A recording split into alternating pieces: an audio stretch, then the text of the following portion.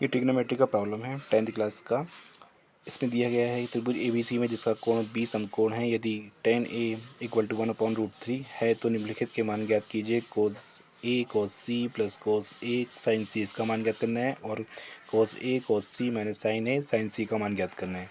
अभी हमें क्या पता है, हमें दिया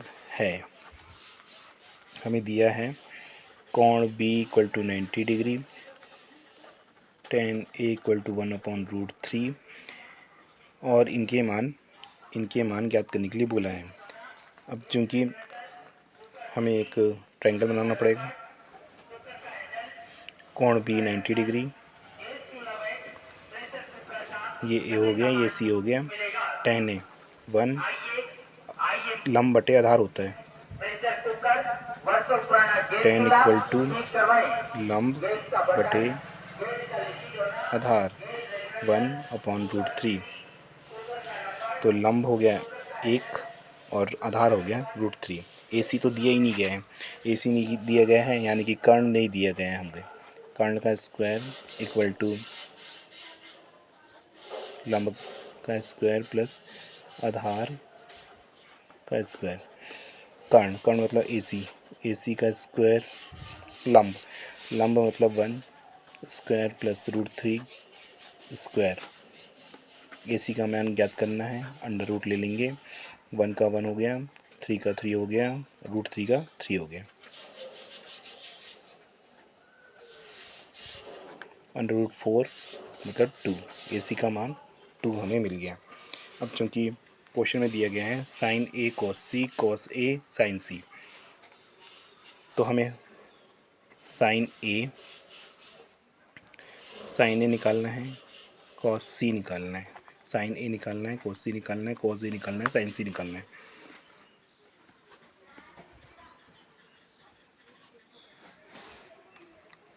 तो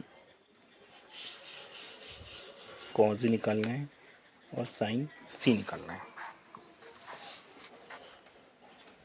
ये होता है इसका लंब बटे कर्ण, लंब बटे कर्ण। cos A आधार बटे कर्ण, आधार बटे कर्ण। एंगल है हमारा साइन, मतलब इसको यदि A को साइन A के हिसाब से लेंगे तो साइन A के सामने वाला हमारा लंब कहलाता है और इसका कर्ण 2 हो जाएगा।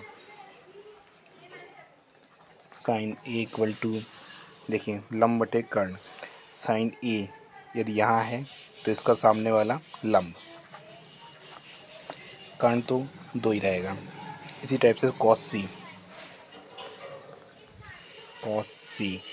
C मतलब हो गया आधार बटे कर्ण। cos C यहाँ है तो इससे जो लगी हुई भुजा है उसको हम बोलेंगे आधार, √3। कर्ण तो 2 ही है। अब किया है cos A आधार बटे कर्ण। cos A यहाँ आएगा तो इससे लगी हुई भुजा 1 और कर्ण 2। अब बचा है sin C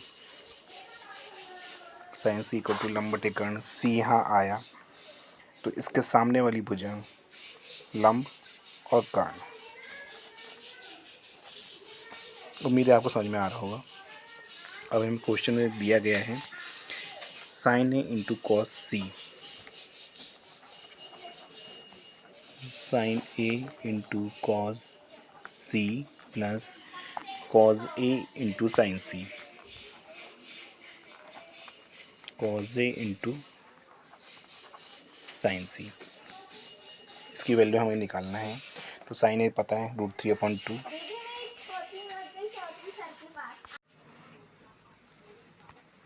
cos